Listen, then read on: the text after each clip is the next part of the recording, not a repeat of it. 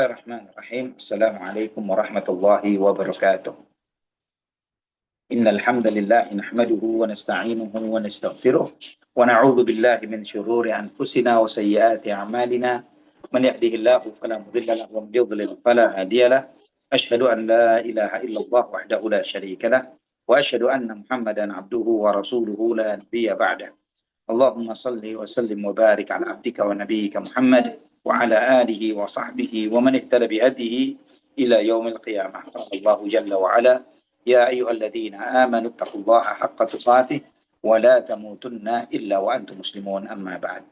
Ikhwah fillah rahimani wa rahimakumullah, saudaraku fillah rahimani wa rahimakumullah. Alhamdulillah, segala puji bagi Allah Subhanahu wa taala Rabbul alamin arrahmanir rahim yang memberikan kepada kita nikmat yang sangat agung dan besar, yaitu nikmat Islam. Walillahil hamdu wal minnah. Semoga Allah Subhanahu wa taala senantiasa menjaga nikmat ini. Semoga Allah Subhanahu wa taala menjaga keistiqomahan kita di atas Islam, hidup di atas Islam dan mati di atas dinul Islam. Dan karena kita masih di dalam suasana Idul Fitr, maka ana ucapkan taqabbalallahu minna wa minkum. Semoga Allah Subhanahu wa taala menerima amal ibadah kita semuanya, dan juga kebetulan anak juga masih belum balik ke Jakarta, dan insya Allah baru besok akan balik Jakarta, jadi masih dalam kondisi safar di Jawa Timur. Walillahil hamdu wal minnah.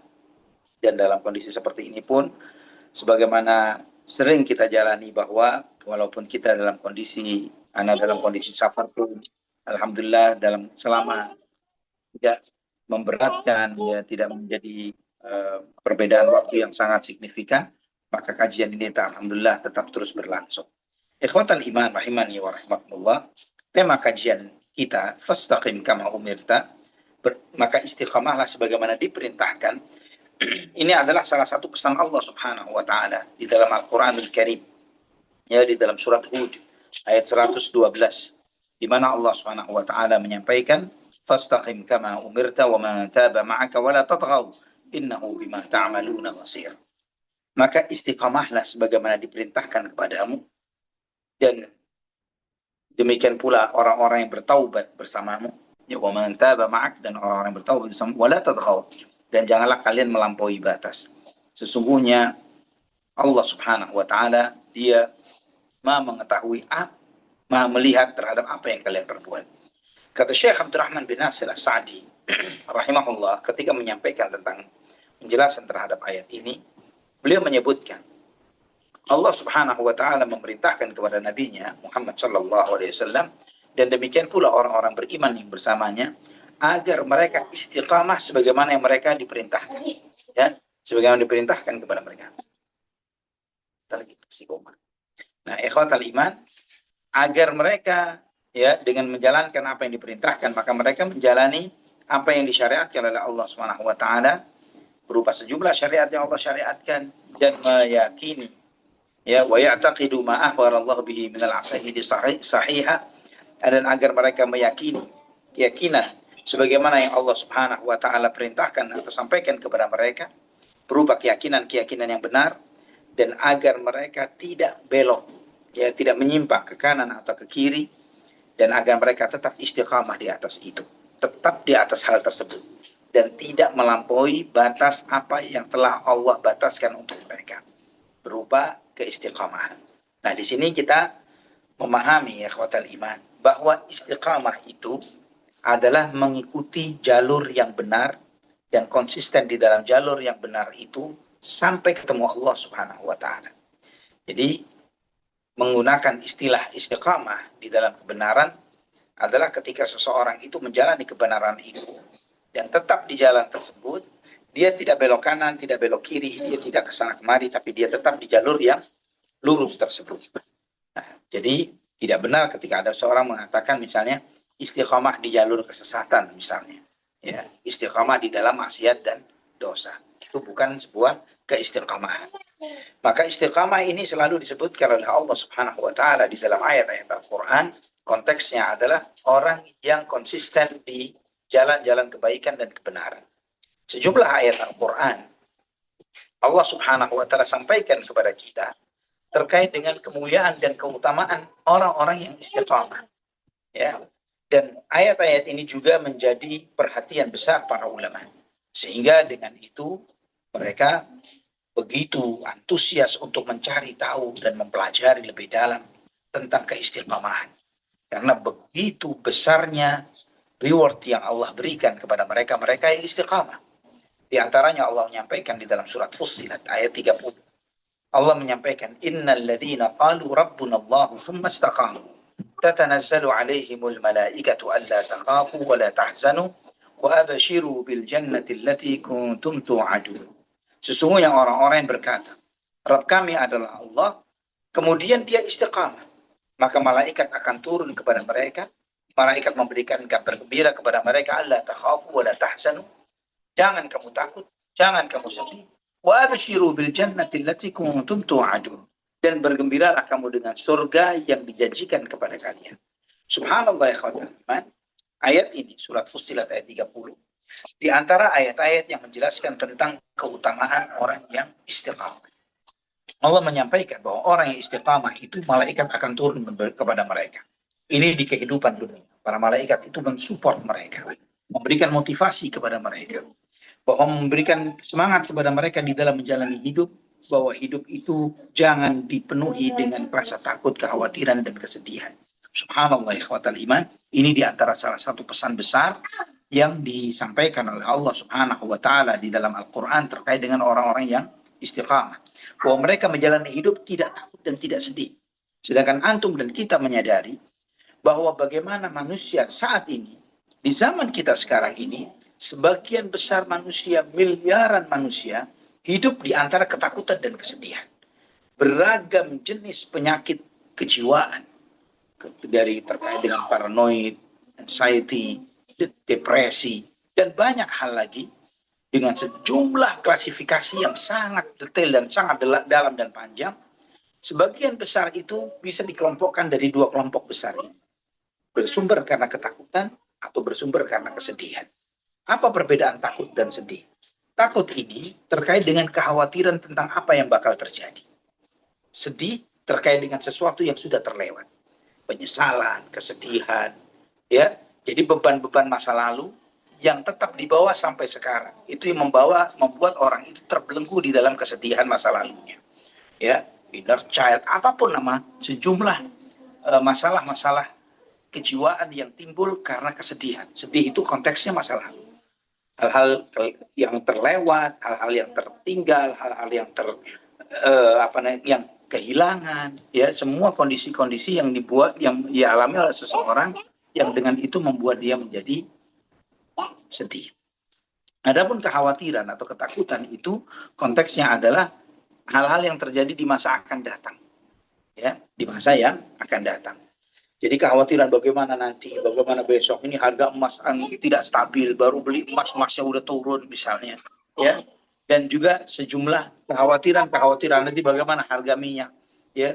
Ketika harga minyak melonjak sampai 200 US dollar, gimana nanti kendaraan kita, mobil kita, bagaimana nanti jalan atau tidak, ya. Di saat yang sama belum punya alternatif lain, ya, cuman punya kaki, ya, cuma jalan kaki misalnya, ya. Dan sejumlah kekhawatiran terkait dengan apa yang bakal terjadi dia akan datang. Orang yang istiqamah, alla takhafu wa la tahzan. Jangan kamu takut, jangan kamu sedih. Jika ini saja anugerah yang Allah berikan bagi mereka yang istiqamah, itu sudah menjadi sebuah anugerah besar yang membuat seseorang itu berusaha untuk mencari bagaimana menjadi orang yang istiqamah supaya dia hidup dalam keadaan tidak takut dan tidak sedih.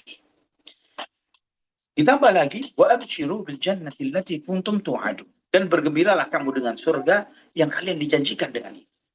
Dan semua para ulama tafsir menyampaikan bahwa di saat sakaratul maut, orang-orang yang istiqamah ini akan diberi motivasi oleh para malaikat. Malaikat yang selama ini mensupport mereka di dalam hidupnya dengan wujud yang tidak terlihat, tapi dengan wujud yang ada di dalam hati dan benak seseorang, yang memberikan motivasi, yang membuat seseorang itu balik arah ketika dia salah arah dan salah jalan, yang membuat dia berkomitmen untuk terus sabar dan syukur, yang membuat dia untuk tidak kehilangan harapan, yang membuat dia untuk terus termotivasi untuk menjadi orang yang tetap menjadi orang yang baik di dalam kehidupan. Itu menampakkan wujudnya di saat dia sakaratul maut. Dan di saat itu malaikat-malaikat itu memberikan motivasi, wa absyiru bil jannah, dan bergembiralah kamu dengan surga yang telah dijanjikan kepada kamu. Allahu Akbar. Ini ikhwatal iman, jika ini saja bonus yang diperoleh oleh mereka yang istiqamah, maka itu sudah lebih dari cukup bagi kita untuk terus melatih keistiqamahan kita. Yang please. Ikhwatal iman rahimani wa rahimakumullah. Ayat yang lainnya di surat Al-Ahqaf ayat 13. Allah Subhanahu wa taala menyampaikan, innal ladzina qalu rabbuna Allah tsumma istaqamu fala khaufun 'alaihim wa la hum yahzanun. Sesungguhnya orang-orang yang berkata, Tuhan kami adalah Allah, kemudian dia istiqamah, maka mereka tidak perlu merasa takut dan tidak perlu merasa sedih. Ini sebagaimana penegasan dari surat Fussilat ayat 30 tadi. Juga Allah Subhanahu wa taala menyampaikan di surat Al-Jin ayat 16, wa allau istaqamu 'ala at-tariqati la asqainahum ma'an ghadaqa. Dan andai kata mereka istiqamah di atas jalan yang benar, niscaya kami akan memberikan minum kepada mereka dengan air yang bercucuran, air yang deras. Bahwa rahmat Allah di muka bumi sangat sinergi dengan keistiqamahan. Ketika seseorang itu istiqamah, maka Allah akan berikan kerahmatnya di dalam kehidupan dunia ini. Subhanallah. Ikhwatan iman rahimani wa rahimakumullah. Allah Subhanahu wa taala perintahkan kepada Nabi kita Muhammad sallallahu alaihi wasallam untuk menyampaikan kepada umatnya terkait dengan siapa beliau, apa misi beliau. Ya, dan apa yang Allah perintahkan kepada umatnya di dalam merespon dakwah beliau. Dalam surat Fussilat ayat 6 Allah menyampaikan, qul innama ana basyarum mithlukum yuha ilayya annama ilahukum ilahu wahidun fastaqimu ilaihi wastaghfiru wa wailul lil musyrikin. Katakanlah, sesungguhnya aku adalah manusia sama seperti kalian. Yang diwahyukan kepada aku, sesungguhnya ilah kalian, Tuhan kalian adalah Tuhan yang satu. Dialah satu-satu yang berhak disembah. Fastaqimu ilaihi wastaghfiru. Maka istiqamahlah kalian di dalam beribadah hanya kepadanya, dan mintalah ampun hanya kepadanya. Wa wailul lil musyrikin. Dan celakalah bagi orang-orang musyrik. Ayat ini mengajarkan kepada kita bahwa istiqamah itu istiqamah di dalam menjalankan tauhid. Beribadah hanya kepada Allah semata dan tidak menyekutukan Allah di dalam beribadah kepadanya. Bahwa Allah menyebutkan wa wailul lil musyrikin, dan celakalah bagi orang-orang musyrik. Ini menunjukkan bahwa istiqamah itu tidak akan benar seseorang dikatakan istiqamah kecuali di atas agama tauhid. Maka seorang misalnya di luar agama Islam, dia istiqamah di dalam agamanya, itu adalah istilah yang salah, yang tidak benar.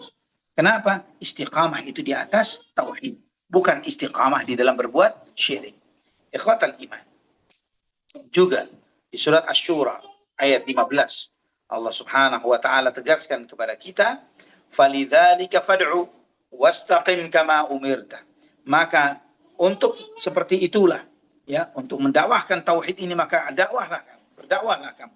Ajaklah kepada ketauhidan, wastaqim kama umirta, dan istiqamahlah sebagaimana diperintahkan kepada. Istiqamahlah sebagaimana diperintahkan kepada. Kita diperintahkan untuk istiqamah, Nabi SAW diperintahkan untuk istiqamah di dalam ayat ini adalah istiqamah di dalam dakwah tauhid, tidak menyekutukan Allah dengan sesuatu apapun. Subhanallah ikhwatal iman. Istiqamah ini begitu berarti dan bernilainya, maka ini menjadi sebuah pesan yang komprehensif, yang sangat lengkap, yang mewakili seluruh syariat Allah Subhanahu wa taala, baik itu perintah maupun larangan. Sebagaimana di dalam sebuah hadis dalam Sahih Muslim dari hadis Sufyan bin Abdullah, ya, dia bertanya kepada Nabi sallallahu alaihi wasallam, "Ya Rasulullah, qul li fil Islam qawlan la as'alu anhu ahadan ba'da." Ya Rasulullah, sampaikan kepadaku sebuah pesan di dalam Islam yang dengan pesan itu aku tidak perlu lagi bertanya kepada orang lain setelah engkau. Apa pesan itu? Kata Nabi sallallahu alaihi wasallam, "Qul amantu billah tsumma istaqim." Katakanlah, aku beriman kepada Allah, setelah itu istiqamahlah. Pernyataanmu ketika kamu mengatakan aku beriman kepada Allah, setelah itu tunjukkan bahwa kamu istiqamah di dalam hal tersebut. Saudaraku fillah rahimani wa rahimakumullah. Ayat-ayat yang kita baca ini itu menegaskan kepada kita agar kita istiqamah. Bahkan istiqamah itu dengan ketentuan. Sebagaimana yang menjadi tema kajian kita pada malam ini, kama umirta, sebagaimana diperintahkan kepadamu. Bukan istiqamah kama aratta, sebagaimana yang kamu mau. Ya. Tidak mungkin seseorang itu istiqamah mengikuti kemauan dirinya. Ya. Tapi istiqamah itu mengikuti kehendak Allah Subhanahu wa taala. Maka ya ikhwatal iman rahimani wa rahimakumullah. Seseorang itu tidaklah dikatakan istiqamah ketika dia mengikuti hawa nafsu pribadi tertentu. Ya, apakah hawa nafsunya atau hawa nafsu pimpinannya atau hawa nafsu syekh dan gusnya dan gurunya, tapi mengikuti kehendak Allah Subhanahu wa taala, mengikuti perintah Allah Subhanahu wa taala. Maka saudaraku fillah rahimani wa rahimakumullah, kita perlu mengetahui batasan-batasan istiqamah. Sehingga dengan itu kita menyadari bahwa ketika seseorang melewati batas istiqamah tersebut, dia tidak dikatakan orang yang istiqamah. Ya, ketika dia melakukan sesuatu perbuatan yang kelihatannya soleh atau ketaatan kepada Allah, tapi dia menjalani ibadah itu bukan sesuai dengan apa yang Allah perintahkan, tapi mengikuti hawa nafsunya, kehendak dirinya, kehendak golongannya, atau kelompoknya, atau organisasinya, ya, yang itu tidak sesuai dengan perintah Allah Subhanahu wa taala kepadanya. Nah, akhirnya dia melakukan apa yang terlihat indah menurut dirinya, apa yang terlihat bagus menurut syaitan yang membisik di dalam hatinya, bukan atas apa yang diperintah oleh Allah Subhanahu wa taala. Itulah yang Allah ingatkan di dalam surat Fatir ayat 8. Afaman zuyyina lahu su'u amalihi fara'ahu hasanah. Apakah sama ya orang-orang yang istiqamah dengan orang-orang yang dibuat indah perbuatan buruknya sehingga dia melihat perbuatan buruk itu kelihatan baik? Sama please, sama. Ya, bahwa dia melakukan suatu perbuatan dosa dan dia melihat perbuatan dosanya itu kelihatan baik. Ikhwatan iman. Maka oleh karena itulah sejumlah hadis Nabi Shallallahu Alaihi Wasallam memperingatkan kita agar jangan sampai kita melakukan ibadah yang berdasarkan bid'ah. Ya, kenapa kita dilarang melakukan bid'ah? Di dalam peringatan dalam Quran, dalam Sunnah, ketika menjelaskan tentang kesempurnaan Islam, tentang bagaimana orang-orang yang melakukan ibadah dengan mengira perbuatannya baik, padahal dia melakukan suatu perbuatan yang salah. Ya, Allah Subhanahu wa taala mengingatkan hal tersebut Nabi SAW di dalam sejumlah hadis dan juga yang ditegaskan oleh para ulama kaum muslimin. Dan ikhwatan iman rahimani wa rahimakumullah, sedangkan tidak ada larangan spesifik terhadap setiap masing-masing bid'ah itu, ya, terhadap setiap bid'ah yang dilakukan. Karena biasanya bid'ah itu adalah sebuah inovasi yang dilakukan oleh sebagian kaum muslimin di dalam ibadah atau keyakinan tertentu dan yang lain sebagainya, yang mereka meyakini dengan apa yang mereka lakukan itu mereka mendekatkan diri mereka kepada Allah Subhanahu wa taala. Ya, mereka meyakini seperti itu. Dan ikhwatal iman rahimani wa rahimakumullah, karena perbuatan ini sedahsyat itu, maka kita melihat bagaimana Sufyan Ats-Tsauri rahimahullah sampai beliau mengatakan bahwa bid'ah itu lebih disukai oleh iblis ketimbang dosa-dosa besar. Kenapa demikian? Karena bid'ah ini ketika dilakukan oleh seseorang, pelakunya tidak mengira dirinya berbuat sebuah maksiat atau dosa. Dia tidak menduga seperti itu. Dia bahkan mengira dia sedang berbuat amal sebaik-baiknya.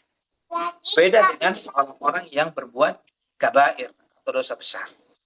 Pelaku kabair, pelaku dosa besar, apapun dosa besarnya, apakah dia suka zina, suka mabuk, suka judi, dan lain sebagainya. Kalau ditanya, ya fulan, wahai pemabuk, wahai pezina, wahai pejudi, afan, ana mau bertanya ke antum. Apakah mau antum dicabut nyawa antum oleh Allah ketika antum sedang berbuat perbuatan maksiat itu? Karena dia akan mengatakan, Allah, jangan sampai dengan jalan. Semoga anda diberi anugerah oleh Allah untuk bisa istiqamah, untuk bisa taubat, untuk menjadi orang yang baik dan mati dalam keadaan husnul khatimah. Berbeda dengan orang yang berbuat bid'ah. Yang orang yang berbuat bid'ah itu, ketika dia melakukan bid'ahnya, Ketika ditanya, apakah antum mau ketika kamu melakukan itu, kamu dicabut nyawamu oleh Allah, maka dia akan mengatakan, insya Allah husnul khatimah. Ya, insya Allah mati dalam keadaan yang terbaik ketika dia sedang mempraktikkan bid'ah yang dia lakukan. Nah, itulah kenapa seperti Sufyan Ats-Tsauri rahimahullah, sebagaimana dikutip oleh para ulama, termasuk juga Imam Ibnu Qayyim di dalam Madarijus Salikin, beliau menyebutkan kenapa bid'ah itu lebih disukai oleh iblis ketimbang menggoda seseorang untuk terjerumus ke dalam dosa-dosa besar. Karena orang yang terjerumus ke dalam bid'ah merasa dirinya baik, merasa dirinya benar. Allah musta'an. Nah, ikhwatal iman rahimani wa rahimakumullah. Maka kita perlu memahami bagaimana tadi Anda sampaikan tentang batasan-batasan istiqamah. Batasan istiqamah yang pertama, saudara-saudara, yang harus dipahami bahwa istiqamah itu menempuh jalan yang lurus, menempuh jalan yang tidak ada bengkokan di jalan tersebut. Jalan satu-satunya yang mengantarkan kepada Allah Subhanahu wa taala. Dan jelas ikhwatal iman, tidak akan mungkin seseorang mengetahui jalan yang lurus. Ya. Tidak akan mungkin seseorang menempuh jalan yang lurus yang seperti itu kecuali dengan jalur wahyu. Ya, karena tidak akan mungkin seseorang itu bisa berinovasi dengan mengatakan saya punya jalan tersendiri menuju Allah yang tidak diketahui oleh siapapun, oleh kaum muslimin di muka bumi. Ini mustahil. Ya, tidak akan ada seorang pun secanggih apapun kemampuan dia bisa berinovasi di dalam cara bertakarrub kepada, mendekatkan diri kepada Allah Subhanahu wa taala. Ikhwatal iman rahimani wa rahimakum. Nah, di sini maka yang pertama batasannya adalah dia berada di jalan yang benar. Dan kemudian berikutnya, ikhwatal iman rahimani wa rahimakumullah, dia menempuh jalan yang benar ini, maka seseorang itu memiliki komitmen yang kuat. Dia memiliki komitmen yang kuat di dalam dirinya bahwa dia menempuh jalan tersebut. Dan setelah itu dia menempuh jalan itu adalah jalan yang lurus yang disyariatkan oleh Allah Subhanahu wa taala. Allah berfirman di surat Al-Mulk ayat 22, "Afaman yamshi mukibban ala wajhihi ahda amman yamshi sawiyan ala siratin mustaqim." Apakah orang yang berjalan dengan tertelungkup dengan wajahnya di bawah lebih mendapatkan petunjuk ketimbang orang yang berjalan dengan sempurna dan lurus dengan kedua kakinya di atas jalan yang lurus? Nah, di sini Allah Subhanahu wa taala menyampaikan dua jenis manusia. Yang pertama adalah mereka yang tentang dua hal yang ditempuh oleh manusia ini. Bahwa yang pertama, bahwa dia memiliki komitmen yang kuat untuk menempuh jalan yang lurus, dan kemudian dia menempuh jalan yang lurus tersebut. Ikhwatal iman rahimani wa rahimakumullah. Seseorang yang menempuh jalan yang berliku, menempuh jalan yang terjal, menempuh jalan yang susah untuk dijalani, maka dia tidak akan mungkin jalan dengan sempurna di jalan yang sempurna. Dia tidak akan mungkin berjalan dengan baik. Nah, ikhwatal iman rahimani wa rahimakumullah, maka di sini mensyaratkan bahwa jalan itu jalan yang lurus. Demikian pula pelakunya, orang yang melakukan perjalanan. Kalau misalnya orang yang berjalan itu adalah orang yang pincang misalnya, maka dia tidak akan bisa jalan dengan sempurna. Ya. Maka ada kekuatan yang dilakukan oleh orang tersebut, dan juga jalannya sendiri adalah jalan yang lurus. Dan ikhwatal iman, Al-Imam Ibnu Qayyim menjelaskan dengan sangat sempurna luar biasa di dalam kitab beliau dalam Madarijus Salikin ketika menjelaskan tentang jalan yang lurus itu, bahwa kenapa Allah menyebutkan siratal mustaqim, jalan yang lurus, karena memang jalan yang lurus itu adalah garis lurus, ya garis lurus itu adalah garis terpendek untuk sampai ke titik tertentu, dari satu titik ke titik yang lainnya. Jadi dibandingkan dengan jalan yang berkelok. Ya, itu jalan lurus adalah jalur tersingkat, terpendek. Dan itu adalah yang menunjukkan bahwa shortcut untuk menuju Allah Subhanahu wa taala adalah jalan yang lurus tersebut, yaitu berdasarkan jalur wahyu, Al-Qur'an dan sunnah Nabi sallallahu alaihi wasallam. Dan juga bahwa siratal mustaqim, jalan yang lurus itu adalah jalan yang sangat lebar, jalan yang sangat luas. Jalan itu sangat muat bagi siapapun. Taunya dari mana kita? Karena Allah memerintahkan kepada masing-masing kita untuk memohon kepada Allah jalan yang lurus tersebut. Kemudian juga di antara hal yang lainnya adalah bahwa jalan yang lurus ini rambu-rambunya clear, jelas. Tidak ada rambu-rambu jebakan, tidak ada rambu-rambu yang ambigu. Semuanya sangat jelas mengantarkan kepada jalan yang menuju kepada Allah Subhanahu wa taala. Maka ini adalah jalan pintas tersingkat untuk sampai kepada keridhaan Allah Subhanahu wa taala. Ikhwatal iman rahimani wa rahimakumullah. Al-Imam Ibnu Qayyim rahimahullah, beliau menjelaskan bahwa perintah yang Allah perintahkan yang dengannya membuat seseorang itu menjadi istiqamah adalah perintah Allah kepada hati manusia, kepada hati. Apa yang harus dilakukan oleh hati agar dia istiqamah, yaitu mengagungkan perintah dan larangan Allah Subhanahu wa taala. Ya, mengagungkan perintah dan larangan Allah Subhanahu wa taala. Karena mengagungkan perintah dan larangan itu konteksnya adalah karena dia mengagungkan siapa yang memerintah dan siapa yang melarang. Dia memahami kemaha-agungan yang memerintah dan yang melarang, yaitu Allah Subhanahu wa taala. Maka Allah Subhanahu wa taala menegur banyak orang-orang yang tidak mengagungkan Allah dengan semestinya.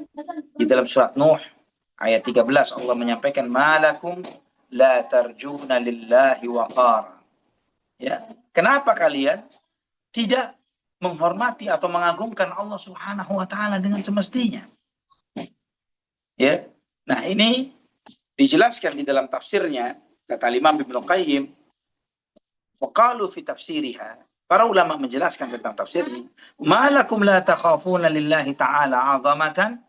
Kenapa kalian tidak takut kepada Allah Subhanahu wa taala sebagai bentuk pengagungan kepada Allah Subhanahu wa taala?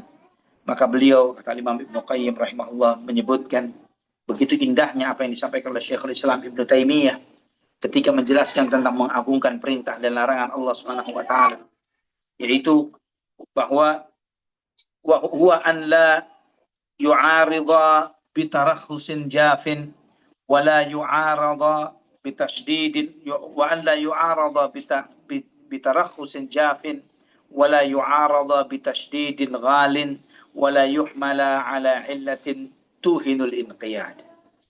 Yaitu kata beliau, janganlah, kata Ibnu Taimiyah rahimahullah, janganlah perintah dan larangan itu ditentang dengan mencari dalih-dalih pembenaran yang kering, ya, dan tidak pula ditentang dengan sikap ekstremisme yang berlebihan, dan juga tidak pula dicarikan alasan-alasan yang memalingkan seseorang kepada ketaatan kepada Allah Subhanahu wa taala. Ikhwatal iman rahimani wa rahimakumullah. Setelah itu, ya, di antara batasan di dalam istiqamah, yaitu yang perlu dipahami bahwa di antara sebab terbesar yang menyebabkan seseorang itu tidak istiqamah adalah mencari-cari dalih pembenaran terhadap sikap-sikap salahnya. Ya, ada sebagian orang yang mereka ini mencari pembenaran terhadap sikap-sikap salahnya. Dia berdalih, ya tapi kan begini, tapi kan begitu. Tapi kan ada ulama yang mengatakan boleh nih untuk yang seperti ini. Jadi dia mencoba mencari keringanan-keringanan dari pendapat-pendapat yang paling ringan dari para ulama di dalam sejumlah masalah. Dia tahu bahwa ada ulama berbeda pendapat tentang berbagai permasalahan. Namun dia, supaya dia bisa memperturutkan selera dan hawa nafsunya, maka dia cenderung untuk mencari dalih pembenaran dengan mengikuti pendapat-pendapat yang paling ringan. Dan ini menyebabkan seseorang tidak akan pernah bisa istiqamah. Kenapa demikian? Karena yang dia ikuti bukanlah apa yang diperintahkan kepadanya, tapi apa yang sesuai dengan seleranya. Ikhwatan iman, dua hal yang sangat berbeda. Yang satu istiqamah sebagaimana yang diperintahkan, yang satu istiqamah sesuai dengan selera. Dan tidak sedikit jebakan-jebakan mereka yang hijrah adalah dengan cara yang seperti ini. Yaitu mereka merasa sudah hijrah, merasa sudah menjadi benar, sudah baik, tapi konteksnya adalah karena dia merasa benar dan baik sesuai dengan selera yang dia mau. Ketika terjadi hal-hal yang dia pelajari, yang dia ketahui, terjadi perbedaan para ulama, dia mencoba mencari keringanan-keringanan di dalam hal tersebut yang sesuai dengan selera dirinya untuk melegalkan kesalahan yang dia belum bisa meninggalkan kesalahan tersebut. Ya, nah, ikhwatan iman. Ada sejumlah contoh yang akan sampaikan dari sejumlah hadis Nabi SAW dan asar para sahabat radhiyallahu anhum. Di antaranya adalah dalam Sahih Bukhari dari hadis Barra bin Azib radhiyallahu anhu. Nabi SAW mengajarkan kepada Barra bin Azib, "Idza ataita madja'aka fatawadda wudu'aka lis-shalah, thumma taji' ala shiqqika al-ayman, thumma qul Allahumma aslamtu wajhi ilaika wa fawwadtu amri ilaika wa alja'tu dhahri ilaika raghbatan wa rahbatan ilaika. La malja'a wa la manja minka illa ilaika. Allahumma amantu bi kitabika alladhi anzalta wa bi nabiyyika alladhi arsalta." Kata Nabi SAW kepada Barra bin Azib radhiyallahu anhu, jika kamu mau tidur, wuduklah seperti kamu ingin sholat. Setelah itu tidurlah dengan berbaring menghadap sisi kanan. Setelah itu ucapkan, "Ya Allah, aku pasrahkan wajahku kepadamu. Aku serahkan urusanku kepadamu. Aku mohonkan perlindungan punggungku kepadamu. Dengan penuh harap dan takut kepadamu. Tidak ada tempat berlindung dan lari dan selamat darimu kecuali dengan kembali kepadamu. Ya Allah, aku beriman kepada kitab yang telah engkau turunkan, dengan kitab suci yang telah engkau turunkan, dan kepada nabimu yang telah engkau utus."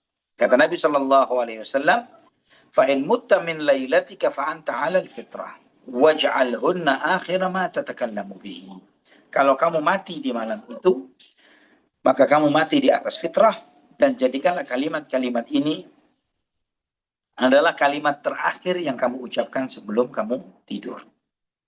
Maka kata Barra bin Azib, "Faradattuha 'ala Nabi sallallahu alaihi wasallam."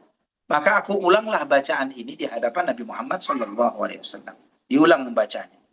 Ya, beliau mengucap, "Allahumma aslamtu wajhi ilaika wa fawwadtu amri ilaika wa alja'tu dhahri ilaika raghbatan wa rahbatan ilaika la malja'a wa la manja minka illa ilaika. Allahumma amantu bi kitabika alladhi anzalta wa bi rasulika wa bi nabiyyika alladhi arsalta."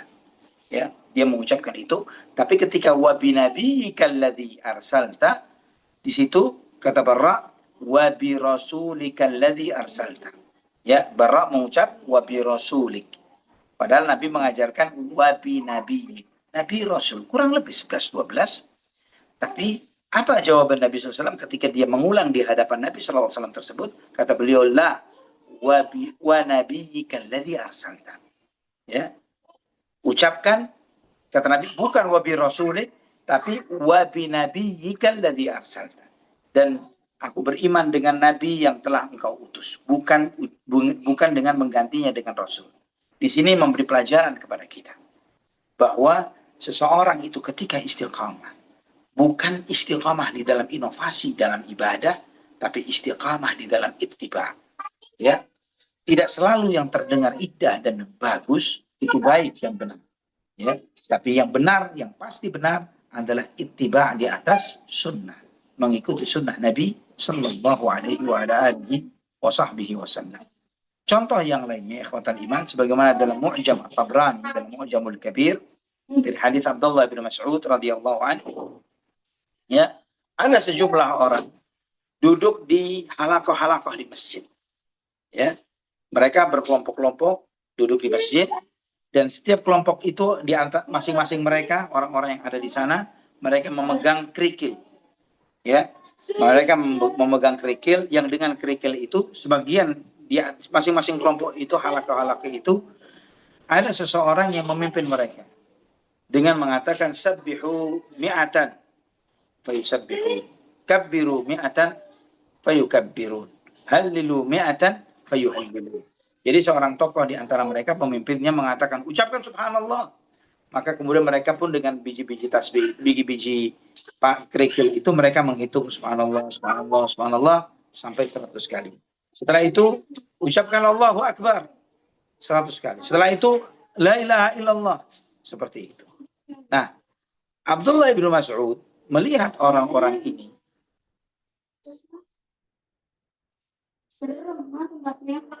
Abdullah bin Mas'ud radhiyallahu anhu ketika melihat orang-orang ini, beliau mengingatkan mereka.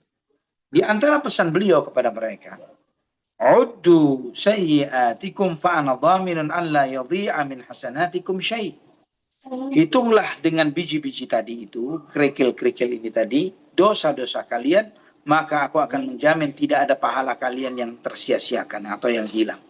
Waihakum ya ummata Muhammadin sallallahu alaihi wasallam, ma asra'a halakatikum, haula'i sahabatu nabiyikum sallallahu alaihi wasallam mutawafirun, wa hadhihi thiyabuhu lam tabla, wa aniyatuhu lam tuksar, walladhi nafsi biyadihi, innakum la'ala millatin hiya ahda min millati Muhammadin sallallahu alaihi wasallam, au muftatihu baba dhalalatin.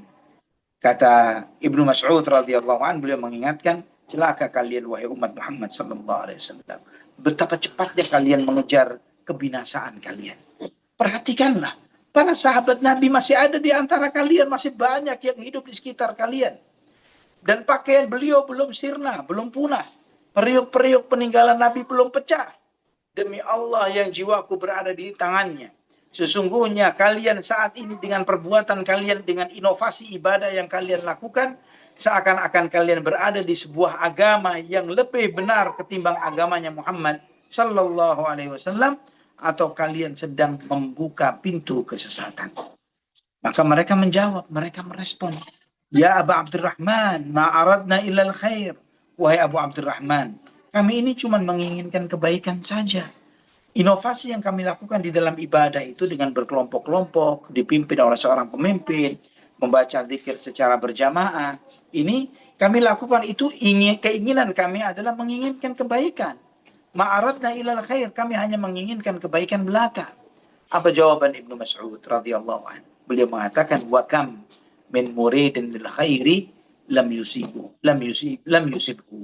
Berapa banyak orang yang menginginkan kebaikan, dia tidak bisa mendapatkan kebaikan tersebut. Berapa banyak orang yang mau kebaikan tapi dia tidak mendapatkannya. Ikhwatan iman rahimani wa rahimakumullah. Ini contoh yang lain dari praktiknya para sahabat radhiyallahu anhum di dalam mengingatkan apa yang dilakukan oleh sebagian tabi'in di zaman itu. Yang mereka mencoba berinovasi dengan sebuah ibadah, yang yaitu zikir kepada Allah, yang zikir itu disyariatkan agar adalah sebuah ibadah yang dilakukan secara personal. Kemudian mereka berinovasi sebagian dari tabi'in ini untuk melakukan ibadah dengan berjamaah, dipimpin oleh salah seorang tokoh di antara mereka, zikir berjamaah. Nah, ikhwatal iman rahimani wa rahimakumullah, di situ kemudian ditegurlah oleh Abdullah bin Mas'ud radhiyallahu anhu.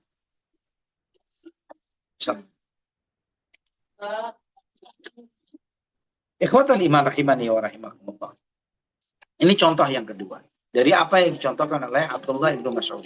Contoh yang lainnya yang disebutkan di dalam Sahih Bukhari juga, yaitu dari hadis Wahab As-Suwa'i radhiyallahu anhu, ya, beliau menceritakan bagaimana Nabi Shallallahu alaihi wasallam ketika mempersaudarakan Salman Al-Farisi radhiyallahu anhu dengan Abu Darda radhiyallahu anhu.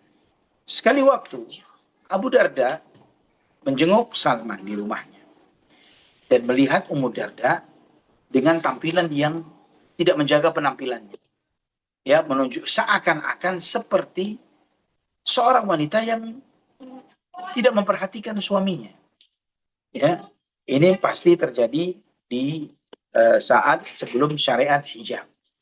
Nah, ikhwatan iman, ditanyalah oleh Salman, ya Ummu Darda, ma sya'nuki mutabadzilatan? Wahai Ummu Darda, kenapa kamu berpenampilan dengan sangat lusuh dan kumuh seperti ini? Tidak menjaga penampilanmu di depan suamimu. Ya, ini tidak sesuai dengan yang semestinya. Seorang istri salehah adalah seorang yang indah ketika berpenampilan dengan baik dan berpenampilan dengan indah di hadapan pasangannya, di hadapan suaminya.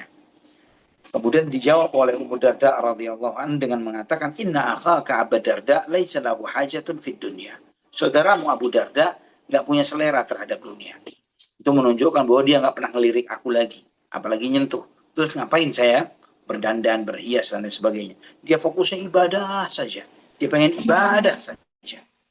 Maka ikhwatal iman, ketika Abu Darda mengetahui Salman datang, maka dia pun menyajikan makanan. Sajikan makanan kepada Salman. Di saat itu, Abu Darda berkata, Kul fa inni sha'im. Silakan makan. Ini saya sajikan kepada kamu makanan sebagai hidangan terhadap saudaraku yang sedang bertamu. Namun aku tidak ikut makan karena aku sedang puasa. Kemudian dijawab oleh Salman, Ma ana bi'akilin hatta ta'kul. Saya tidak akan makan sampai kamu ikut makan bareng dengan saya. Maka dibatalkanlah puasa sunnah yang dilakukan oleh Abu Darda, maka mereka pun makan bareng. Di waktu malam, ya, Abu Darda mau berdiri untuk mau bangun, mau sholat, mau ibadah. Dijawab oleh Salman, nah, tidur. Ya, jangan bangun. Kemudian di pertengahan malam dia ingin bangun lagi. Dijawab oleh Salman, nah, tidur lagi, jangan, belum waktunya. Sampai di akhir malam, ya, di sepertiga malam yang terakhir. Di sepertiga malam yang terakhir, di situ kata Salman, qumil an. Sekarang waktunya ibadah. Maka keduanya pun melaksanakan sholat malam. Selesai sholat malam itu, Salman berkata kepada Abu Darda, Inna li nafsika alaika haqqan, wa li rabbika alaika haqqan, wa li dhaifika alaika haqqan, wa inna li ahlika alaika haqqan, fa'ati li kulli dhi haqqin haqqahu. Kata Salman, sesungguhnya dirimu punya hak yang harus kamu tunaikan. Tuhanmu punya hak yang harus kamu tunaikan. Tamumu punya hak yang harus kamu tunaikan. Keluargamu ada hak yang harus kamu tunaikan. Berikanlah setiap orang yang berhak haknya. Berikan haknya kepada masing-masing yang berhak. Setelah itu, setelah sholat subuh, mereka berdua menghampiri Nabi Muhammad SAW dan menceritakan apa yang terjadi. Dan apa jawaban Nabi SAW? Sadaqa Salman. Salman berkata benar. Salman berkata benar. Radhiyallahu anhu. Ikhwatal iman rahimani wa rahimakumullah. Hadis ini memberikan sejumlah pelajaran yang luar biasa bagi kita. Di antara pembelajaran itu bahwa semangat ibadah itu baik. Tapi ketika semangat ibadah itu membuat orang itu offside, keluar dari batasan yang semestinya, membuat ibadah yang kelihatan baik itu menjadi tidak baik.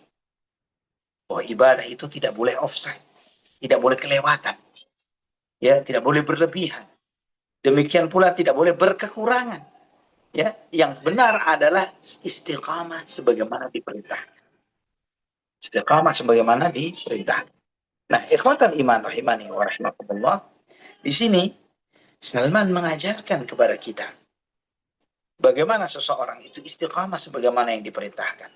Bahwa seorang dengan dalih ibadah, kemudian dia menzalimi yang lainnya, maka membuat ibadah itu menjadi sesuatu yang tidak baik. Karena fokus ibadah, maka kemudian dia tidak menunaikan haknya sebagai seorang, haknya istrinya, ya, memberikan hak istrinya yang semestinya diberi hak olehnya. Apakah itu nafkah, lahir maupun batin. Dan kemudian dia tidak memberikan hal tersebut, maka dia zalim. Ya, karena hak itu harus diberi. Tidak boleh dengan dalih saya ibadah, kemudian menyanyiakan hak yang mesti dia berikan. Termasuk juga hak terhadap tubuh kita.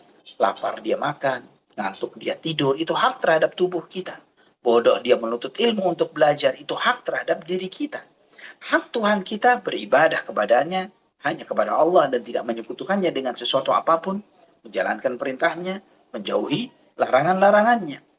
Nah, ikhwatan iman rahimani wa rahimakumullah, contoh terakhir yang Anda sebutkan sebelum kita buka sesi soal jawab, yaitu di dalam Sahih Bukhari dari hadis Anas bin Malik radhiyallahu an, ya, ketika Nabi Shallallahu alaihi wasallam melihat di masjid beliau ada tali yang dipasang di antara dua tiang.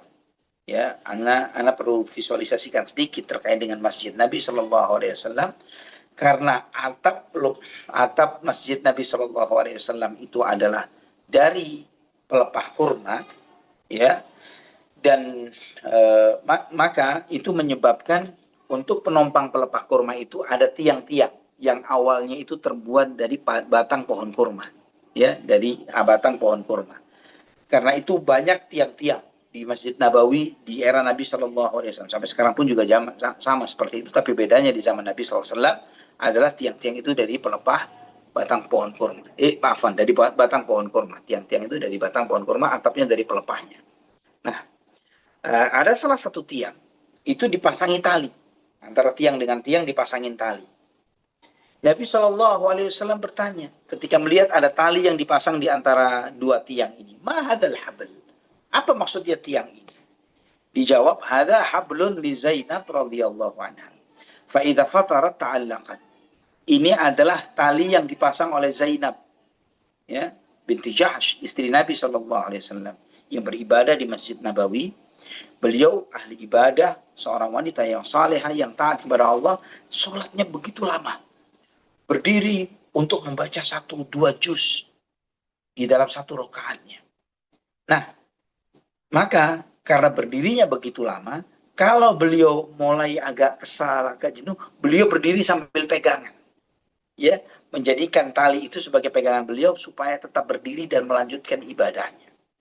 Jawab Nabi Shallallahu Alaihi Wasallam, la hulluhu liyusalli ahadukum nasyatahu fa idza fatara falyaq'ud.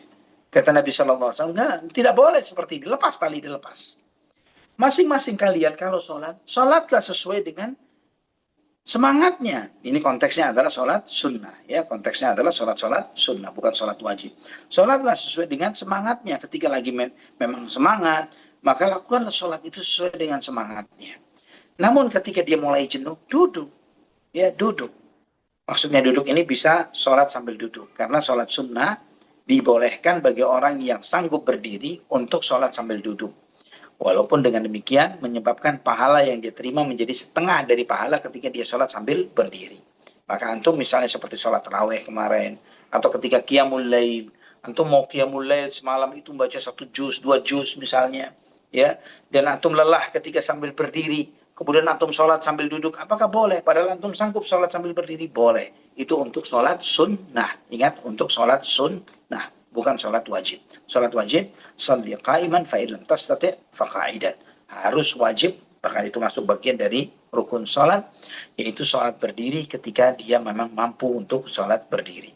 Di dalam contoh-contoh ini, ikhwatan iman rahimani wa rahimakumullah, kita belajar bahwa istiqamah bukan cuman sekedar menjalankan perintah, bukan sekedar menjauhi larangan, tapi fastaqim kama umirta. Istiqamahlah sebagaimana diperintahkan kepadamu. Istiqamah sebagaimana diperintahkan. Dan itu semakin memotivasi antum, ana, dan kita semuanya untuk talabul ilm, untuk belajar, untuk hadir di majelis ilmu, online maupun offline. Ya, supaya apa? Kita memahami apa yang diperintahkan kepada kita. Supaya kita bisa menjalankan keistiqamahan itu bukan sesuai dengan selera kita, tapi sesuai dengan kebenaran yang Allah sampaikan, sesuai dengan wahyu, sesuai dengan tuntunan sunnah Nabi Muhammad bin Abdullah Sallallahu Alaihi Wasallam. Karena jangan sampai kita terkena di dalam jebakan-jebakan syaitan yang merasa diri kita sudah istiqamah, ternyata kita bukan istiqamah sebagaimana yang diperintahkan, tapi karena memang kita mengikuti selera yang kita mau. Allah musta'an, wala haula wala quwata illa billah. Barakallahu fikum. Oh, barakallahu fiik. Masya Allah, Ustaz Zainab. Terima kasih Ustaz atas penyampaian materi sekaligus juga pengingat kepada kita semua agar lebih berhati-hati tadi ya. Kuncinya adalah Nah, berhati-hati agar kita beristiqomah atas apa yang diperintahkan begitu dan tidak betul. pula melebih-lebihkan berinisiatif begitu ya. Tidak berinisiatif sehingga akan muncul apa bid'ah-bid'ah baru. Nauzubillah. Baik, terima kasih Ustaz atas pengingatnya dan kita sudah memasuki sesi 2 sebagaimana yang telah kami informasikan bahwa di sesi 2 kami akan memberikan kesempatan kepada jemaah untuk menyampaikan pertanyaan. Untuk itu kami langsung persilahkan saja kepada jemaah yang ingin bertanya boleh mengklik tombol raise hand terlebih dahulu ataupun juga pertanyaan dapat disampaikan melalui chat box di Zoom meeting ini. Kami persilakan jemaah yang ingin bertanya.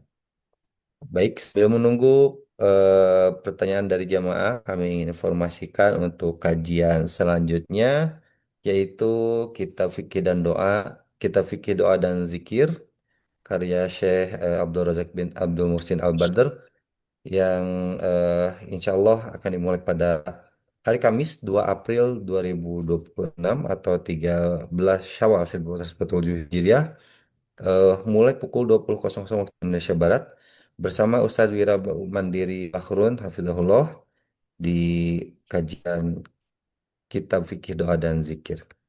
Kami persilakan jemaah yang ingin bertanya untuk mengklik tombol raise hand terlebih dahulu jika jemaah ingin bertanya langsung ataupun juga em, dapat menyampaikan pertanyaannya melalui chat box di Zoom meeting ini. Sekaligus juga tadi sudah kami share untuk jadwal kajian hari Kamis tanggal 2 April 2026 dan juga link untuk bergabung ke dalam grup WhatsApp pekerja mengaji untuk link Ikhwan dan pengguna. Kami persilakan jemaah yang ingin bertanya.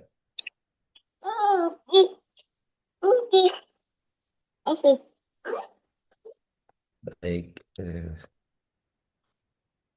sebentar saya klik dulu di chat box ini. Oke.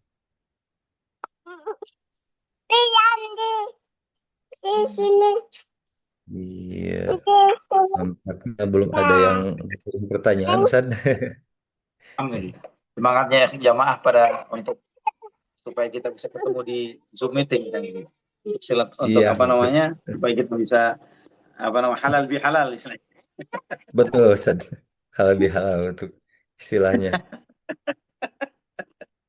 Barakallahu fikum, masya Allah. Bentar. Tabarakallah. Biasanya ada yang Haji ngechat udah juga. merindukan kajian ini. Barakallahu fikum. Betul, Ustaz.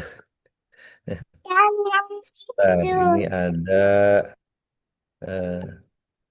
ada yang terakhir di sini Ummu Zainab. Kami langsung persilahkan kepada Ummu Zainab. Nah, Assalamualaikum warahmatullahi wabarakatuh, Ustadz. Assalamualaikum warahmatullahi wabarakatuh. Izin bertanya, Ustadz, apakah Halo Mas. apakah boleh ketika kita sudah melaksanakan sholat wajib, terus itu langsung sholat sunnah, misalkan sholat ba'diyah, isya atau maghrib kayak gitu, Ustadz. Terus setelah, Tanpa maksudnya zikirnya itu setelah sholat sunnah, boleh nggak, Ustadz? Jazakallah khair, barakallahu fikum. barakallah. Nah, apakah boleh melaksanakan sholat ba'diyah terlebih dahulu, baru kemudian melakukan zikir sesudah sholat?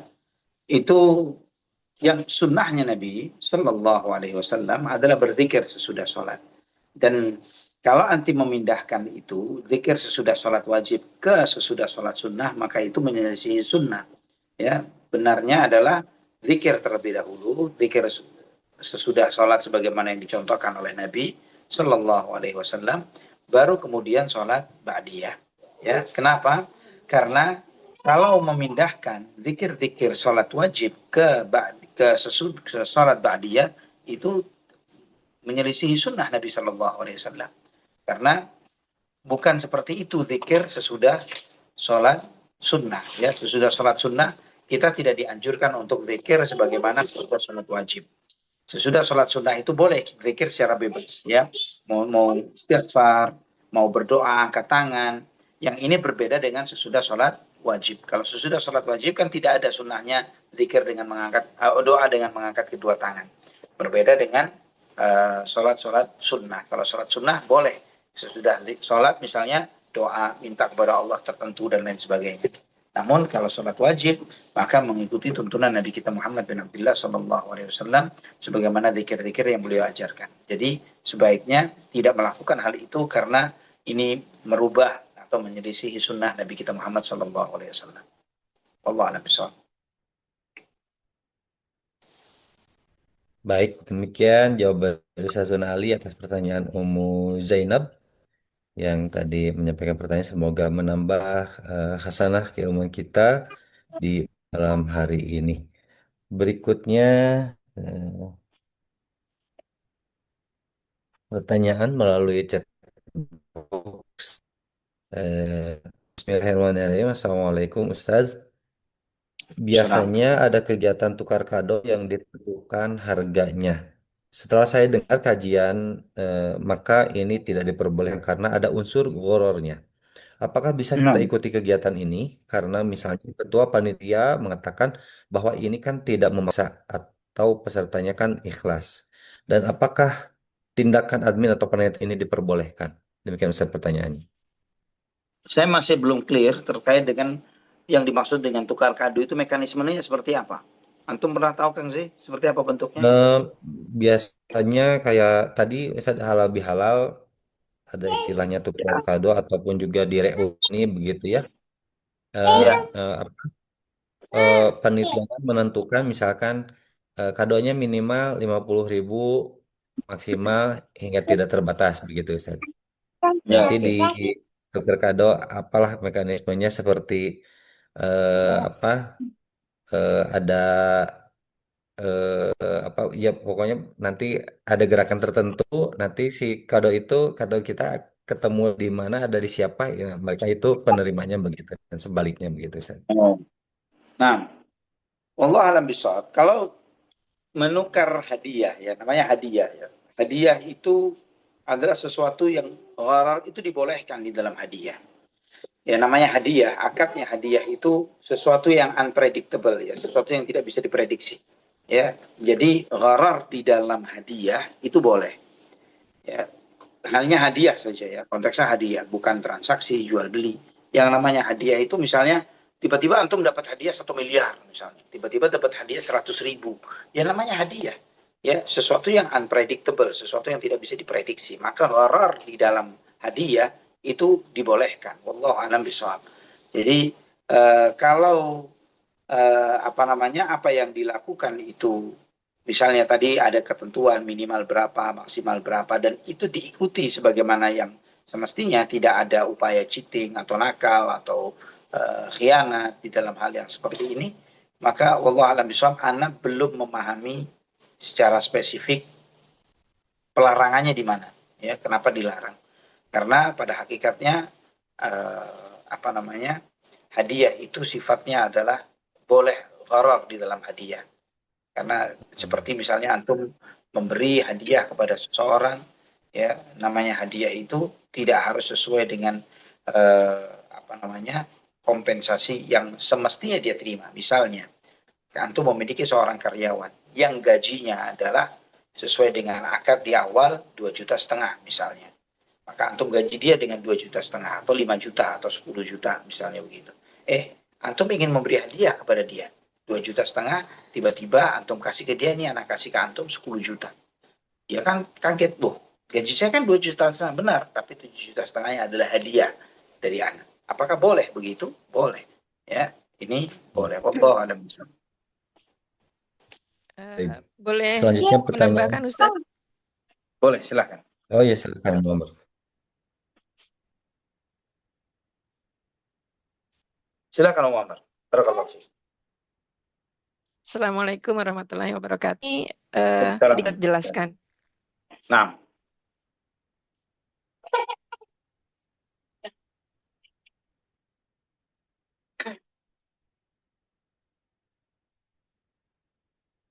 Kang Z terdengar suara Muhammad Kang Z? Anak tidak mendengar nih Kang Z. Tidak juga Ustaz tidak terdengar.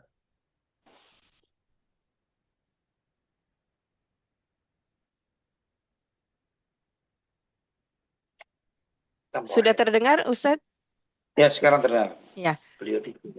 Ya Ustadz, untuk masalah teknis tukar kado biasanya itu bukan hadiah Ustadz, tapi bisa dikategorikan barter Ustadz. Karena setiap peserta yang hadir itu kalau ikutan dia harus membawa kado. Kado di sini sesuatu yang dibungkus, jadi nggak tahu apa isinya. Cuma harganya ditentukan. Misalnya besok bawa bungkusan atau kado itu harganya 10.000. Jadi setiap orang isinya 10.000. Entah apa isinya kita nggak tahu. Nah, Oke. orang yang ikut kegiatannya itu biasanya kadonya dikumpulin di tengah. Nah, semua orang nanti dapat gitu, Ustaz. Tuker-tukerannya nggak ditentuin siapa menukar ke siapa. Nah, di sini Oh. letak gorornya karena barter dan kita nggak tahu apa isinya. Nah, Oh. yang ditanyakan adalah ketika seseorang telah mendengar bahwa itu ada gorornya karena termasuk barter. Tapi Nah, dibilang ya kalau pesertanya nanti ikhlas-ikhlas aja menerima kadonya, kan itu boleh-boleh aja. Apakah tindakan yang seperti itu diperbolehkan atau sebaiknya dihindari? Mungkin itu pertanyaannya, baik. Ustaz. Mungkin nggak Muammar, seseorang itu nggak nerima karena hadiah. Konteksnya hadiah itu membuat seseorang itu ya karena yang dapat si fulan, anak nggak dapat, harusnya ikhlas ya, harusnya seperti itu. Ya, Semuanya harusnya pasti seperti dapat, itu. Ustaz. Oh ya gitu ya. Nah, Iya, kalau karena semuanya pasti dapat, maka ini adalah kesepakatan untuk barter jadinya. Kalau kesepakatan barter, ini seperti jual beli, ya. Karena barter itu seperti jual beli, menukar barang dengan nilai tertentu. Ya, iya, Ustaz. apakah nilai itu nominal cash finansial tertentu ataukah barang yang senilai dengan itu. Nah, ini harus ada kejelasan kalau barter karena itu akadnya seperti akad jual beli akhirnya. Yang tidak boleh seseorang ada unsur gharar di sana. Allah a'lam bishawab. Nah, kalau dari konteks barter betul jelas bahwa itu menjadi sesuatu yang haram kalau melakukan hal yang seperti itu. Maka sebaiknya kegiatan yang seperti ini tetap dilakukan, tapi konteksnya adalah hadiah yang diberikan bukan kepada yang mereka yang datang, tapi diserahkan kepada yang lebih membutuhkan misalnya. Jadi misalnya diberikan kepada para anak-anak yatim, duafa, orang-orang miskin.